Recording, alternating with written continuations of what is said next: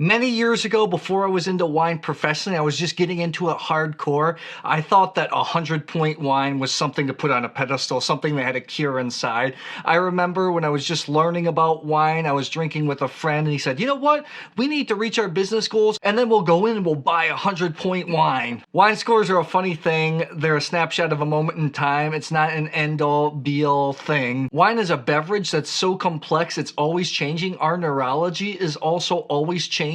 Think about your favorite dish from your favorite restaurant. You might go there multiple times and order the same thing over and over, and it's always delicious, but sometimes it might be a little bit better. And it might not be the actual food, it might be the person you're with, the environment, the state of mood that you're in. At the end of the day, how good a wine tastes really depends on your mood and the company you share it with, and often the food you pair it with. Even when I score wines on blind tasting videos on this channel, I don't expect it to be gospel. It's just a way of showing hierarchy of the wines that I'm tasting. When it comes to super high scored wines, critics are looking for things differently than consumers.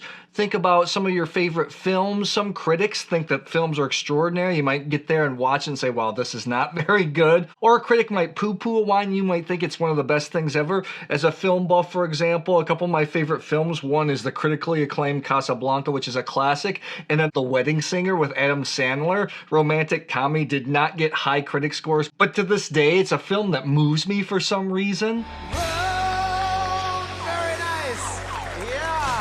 Nearly everyone has a good palate, especially for themselves and their preferences. I think Andre Mack has the best saying, and I quote, "I'm an expert in wine, but not an expert in your palate." That being said, a lot of people are fixated with scores because most people out there don't have the time to taste a bunch of wines, read everything, but they do have time to look at a publication, look at the top scoring wines. I do like scores because I like to see somebody's opinion, but if you don't know the style of the wine the reviewer is scoring, or if you don't know your own palate and you're just chasing scores, you're probably going to be disappointed with high scoring wines pretty often. When it comes to really high scored wines, ageability is a huge factor too. That's something that critics are taking into account. Real experienced professional critics have context. For instance, when they're scoring something like Chateau Mouton Rothschild, for myself, I've had a few vintages of them, but some of the major critics, they've tasted 30, 40 vintages of these wines. They know where these wines are going. That's something that most people don't have the ability to experience.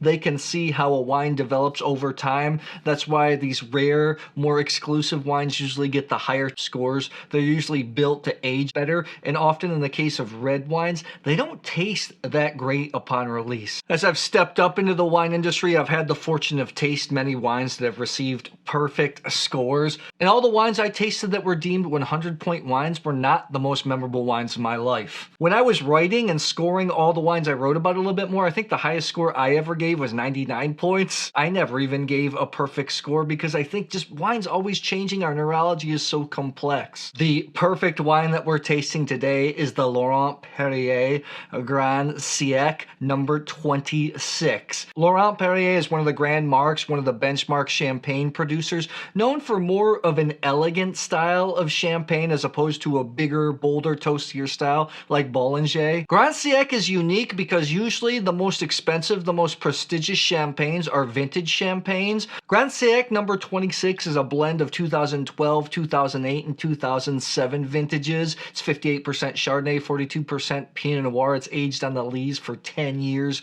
before release. If you don't know what any of that stuff means, I have an upcoming video explaining the basics, things you need to know about champagne, so stay tuned for that. I'm going to be blind tasting it against a control wine, the Laurent Perrier non-vintage Brut. This is mostly Chardonnay with Pinot Noir and Meunier as well. Again, it's a more elegant, finer style. The last Grand Siècle I had, I think, was version number 24, but that was 4 or 5 years ago. And I haven't had Laurent Perrier in quite some time. All I remember about the house is the wines are usually fine, they're more finesse, so this blind tasting might be pretty challenging. The 100-point system was made famous by the wine critic Robert Parker. Yes, there are criticisms on that scale, At the end of the day, it simplifies a lot of things. Sometimes tasting notes, the history of wine families can be super confusing.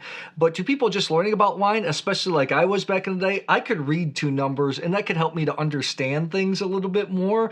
Plus, as Americans, we're used to statistics, numbers, grades. So it just made sense to a lot of people. The critic that gave the 100-point score is James Suckling, who was with Wine Spectator for over 30 years before he branched off and launched his own website. Yes, I think Suckling scores a tad bit high. I usually subtract 3 points, but I have noticed when he goes 95 points and above, the wines are pretty darn good. There was an article a few years ago about his 100-point wines of 2020. In the article, he stated of the 18,000 wines he had tasted in 2020, 52 of them had gotten 100-point scores. Well, that seems like a lot. That's less than 0.2% of all the wines that him and his team tasted that year. So yes, with score inflation, 100-point scores are a little bit more common than they used to be.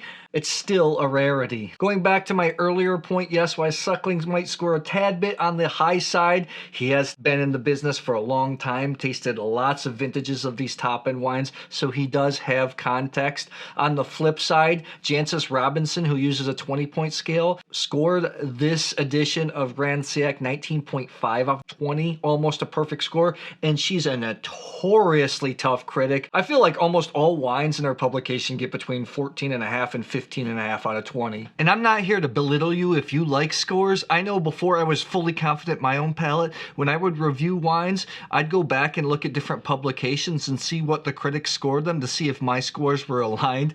Nowadays, I don't do that anymore. I'm pretty confident in what I like. You gotta remember that at the end of the day, scores are just somebody's opinion. On a side note, I think champagne as a whole offers relatively good value when it comes to the world's top wines. Top flight Bordeaux, you're going to pay at least $1,500 a bottle. The top Burgundies can fetch tens of thousands of dollars.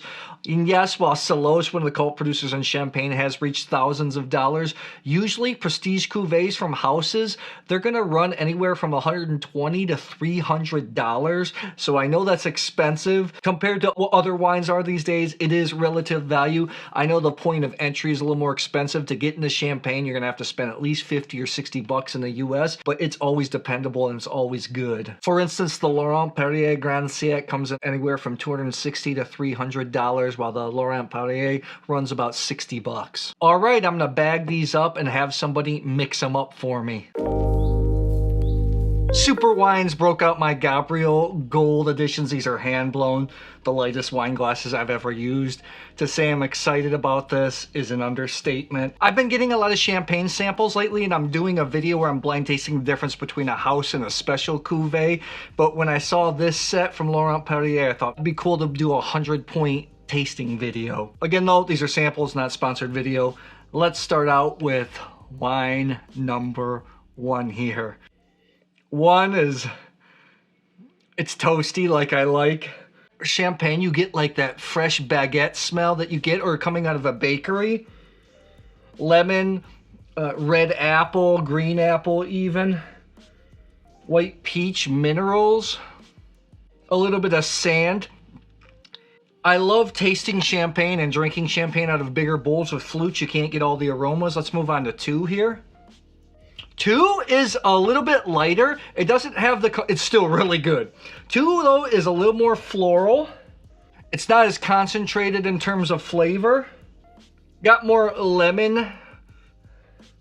Doesn't have the red and green apple types notes. Lemon, floral, and it's not as toasty. It's not as brioche as this one is. Yeah. 2 just smells fresher. 1 just smells a little bit more aged, so to speak. Let's start out with wine number 1 here. Again, I bagged these up and had somebody mix them up for me. This is a more powerful champagne. It's bigger, bolder, a little bit richer. There are some multiple layers here. The length on this is what's killer. I mean, it's long. I'm still tasting it. Let's move on to 2 here. This is why if you want to learn about wine tasting, you gotta be tasting multiple wines together. Number two, if you taste it by itself, it's just outstanding champagne. It's just a little bit lighter. Actually, maybe more people might prefer this. This one is bolder, wine number one, more rich, more complex. It's just more powerful. It's almost like the difference between, I like used milk a lot, even though I'm not a milk drinker, something that's almost like whole milk versus 2%. I think I know which one is the Grand Siècle. Excited to do the reveal here. I want to let you know that I've launched channel memberships. In my second tier, the Grand Reserve, I'm going to be doing a monthly live hangout tasting where members of that tier have the option to come up on screen, on camera, ask questions, interact with me. I'm also starting to launch video podcasts, which will be live. And again, members of that Grand tier will have the option of calling in, asking me or the guest any questions. You can click the join button. I'll pin the link in the top comment as well. I really thank you. I think that wine number one is the 100-point wine, the Grand Siècle. I think this is the non-vintage Laurent Perrier. Again, a little bit lighter, crispier. For my palate, personally, I'm in the 92-point range. I like a little bit more toastiest in non-vintage champagnes. I still think this is very good. I think a lot of people are absolutely going to love this. Let's take a look here. This is the Laurent Perrier La Cuvée Champagne Brut. This comes in at 60 bucks. Just in case people are wondering, this is a Corvin sparkling top here. Help preserve the champagne because I'm the only one here and I don't want to dump out champagne. So I guess I was right. This is the Grand Siècle here. Again, to me, not a 100-point wine. For my palate personally, doesn't mean it's not to some of those critics or maybe you personally. This is what the tasting note says. This is really something. Electric on the palate. The aromas are so complex with sliced fresh, dried ginger. I didn't get that. The subtle pie crust, yes. Tart tartane and hints of nutmeg and some salted caramel. Toasted bread too, yes. Always subtle. When you look at tasting notes and you see all these descriptors, it's okay if you don't get the same flavors as the reviewer. I definitely get the toastiness. And I agree, he put a lot of descriptors in here. It is a complex wine. The palate is full to medium bodied. Yes, I thought it was bigger, yet hemmed in with a freshness and balance that draws you back. Savory and vibrant. It's full of energy, spectacular, fascinating. I thought it was really good. I still gave it 96 plus points. I thought it was delicious, enjoyable. And this is the Laurent Perrier Grand Siècle number 26, coming in at, I think, 290 bucks is the average. So a few things here. While 4 points don't seem like a big spread, usually because of the shrinkage of the scale, when you go over 90 points, I find that scoring is a little bit logarithmic. Yes, I think the Grand Siècle is, to my palate, a lot more enjoyable than the Laurent Perrier La Cuvée. I just like this style a little bit more, the toastiness, the bigger, rich style of champagne that the Grand Siècle is. Is it worth 4 to 5 times the price of the Laurent Perrier? That's up for you to decide. I think a lot of people like this lighter style. I know it took me a long time to appreciate rich, complex champagnes, but this is what I want to drink. Really good. There was a noticeable difference between the two. Perfect wine to me? No, but that doesn't mean it's not to you. So tell me, what 100-point wines have you tasted? What do you think about the 100-point scale? I'd love to hear. Drop it in the comments below.